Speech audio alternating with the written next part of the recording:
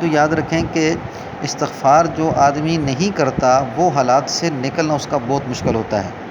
یہ میں نہیں کہہ رہا بلکہ قرآن مجید کی آیت ہے، ذرا سوچیں، قُلْ هُوَ لِلَّذِينَ آمَنُوا هُدًى وَشِفَاء۔ پیغمبر آپ اعلان کر دیجئے مومنوں کے لیے کہ یہ قرآن ہدایت بھی ہے، شفا بھی ہے۔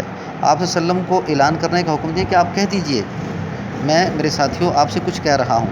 جیسے لفظ کل ہے، یہ آپ صلی اللہ علیہ وسلم کو حکم دیا ہے کہ آپ ان کو سمجھائیں، آپ ان کو دعوت دیں، تو میں آپ کو دعوت دے رہا ہوں، میں آپ کو سمجھا رہا ہوں۔ اب یہ جو ہدی و شفا ہے، ہدایت بھی ہے، شفا بھی ہے۔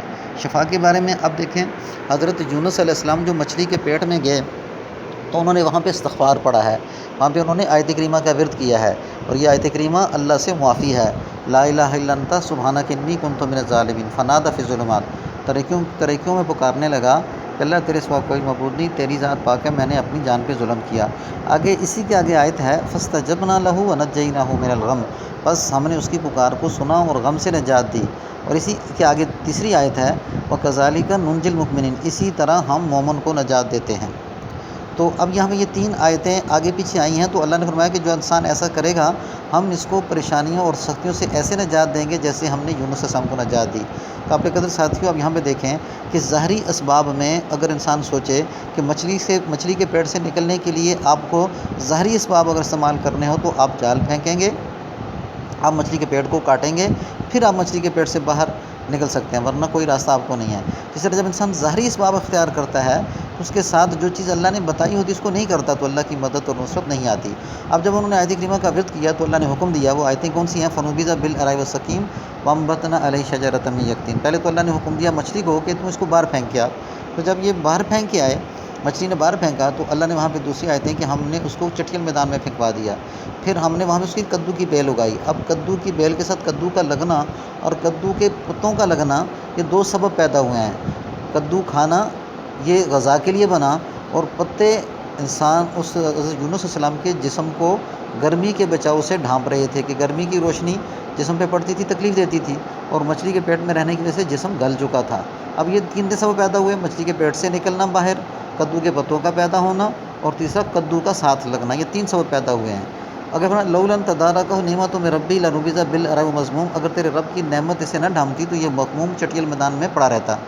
اب یہاں پہ یہ فرما کے نا تو آگے ایک آیت اللہ نے دوسری نازل فرمائی کہ فلولا انہ کان من المسبحین للبث فی بطنہ الی یوم یبعثون، اگر یونس یہ تسبیح نہ پڑھتے تو ہم اس کو قیامت کے دن تک مچھلی کے پیٹ میں رکھتے۔ قابل قدر ساتھیوں، یہاں سے یہ بات ثابت ہوتی ہے کہ اگر انسان استغفار کو نہیں پڑھے گا، یہ جو میں نے آپ کو استغفار مختلف بتائیں، کوئی بھی استغفار پڑھ سکتا ہے، تو انسان کا حالات سے نکلنا بہت مشکل ہے۔ یہ استغفار انسان کو جادو سے بھی بچاتا ہے، نظر سے بھی بچاتا ہے، بچانے والا کون ہے؟ اللہ ہے، تو جادو سے کون بچائے گا؟ اللہ۔ لیکن استغفار آیت کریمہ کی روح سے جو اللہ نے بتایا ہے، اس کے پڑھنے سے اللہ تنگیوں سے نکالتے ہیں۔ تو جادو کیا؟ ایک تنگی ہے، بیماری ایک تنگی ہے، انسان حالات میں پھنس گیا، مسائل میں گرفتار ہو گیا تو یہ تنگی ہے، تو اللہ ان حالات سے تب نکالیں گے جب یہ انسان استغفار پڑھے گا۔ اور دوسرے کا بھی آیت ہے فَقُلْتُ اسْتَغْفِرُوا رَبَّكُمْ سورۃ النوح کے اندر، کہ میں نے اپنی قوم سے کہا اے قوم تم اللہ کے سامنے استغفار کرو، اللہ سے معافی مانگو، تو ہم کیا کریں گے؟ اِنَّهُ كَانَ غَفَّارًا، بے شک اللہ بخشنے والا مہربان ہے۔ اللہ اس کے صلے میں کیا کریں گے؟ وَيُرْسِلِ السَّمَاءَ عَلَيْكُمْ مِدْرَارًا، اللہ تمہارے اوپر آسمان سے موسلادھار بارش نازل کریں گے، وَيُمْدِدْكُمْ بِأَمْوَالٍ وَبَنِينَ وَيَجْعَل لَّكُمْ أَنْهَارًا، اور تمہارے لیے اللہ نہریں جاری کر دیں گے اور تمہیں اولاد اور مال سے مالا مال فرما دیں گے۔ تو میرے مطلب استغفار کا چھوڑنا انسان کے لیے بہت بڑی ہلاکت ہے۔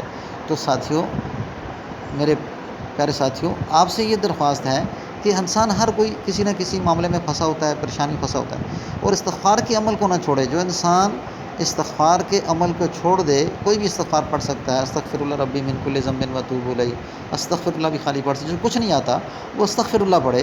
تو جو انسان استغفار کے عمل کو چھوڑ دیتا ہے بہت بڑے خسارے میں جاتا ہے، اور جو انسان استغفار کو پڑھتا ہے اس نے بہت بڑا سودا کر دیا اللہ کے ساتھ، یعنی وہ بہت اللہ اسے عنایت کرنے والے ہیں۔ تو کوشش کرے انسان 313 دفعہ تو استغفار کی تسبیح روزانہ ہو، کوشش کرے جب حالات آ چکے ہیں، پریشانیاں آ چکی ہیں تو زیادہ کوشش کرے، یعنی 1000 دفعہ لے جائے، 800 دفعہ لے جائے، اگر اور زیادہ کر سکتا اور کرے۔ تو اس طرح اس کے کرنے سے اللہ سبحانہ و تعالیٰ رزق کی تنگیاں، بیماریوں کی پریشانیاں اور جادو کی پریشانیاں، نظروں کی پریشانیاں اللہ ان حالات سے نکال دیں گے، اور پھر اللہ سکون کی زندگی نصیب فرمائیں گے۔ تمام ساتھیوں سے گزارش ہے اس ویڈیو کو شیئر بھی کریں، لوگوں کو بتائیں، اور یہ جو پیغام ہے یہ ایک زبردست پیغام ہے. آپ اگر اس چیز کو نہیں چھوڑیں گے تو کچھ عرصے تک آپ اس کو کر کے دیکھیں, آپ ضرور اس سے اتنا فائدہ اٹھائیں گے کہ آپ سوچ بھی نہیں سکتے. جزاکم اللہ, اللہ آپ کو جزائے خیر عطا فرمائے.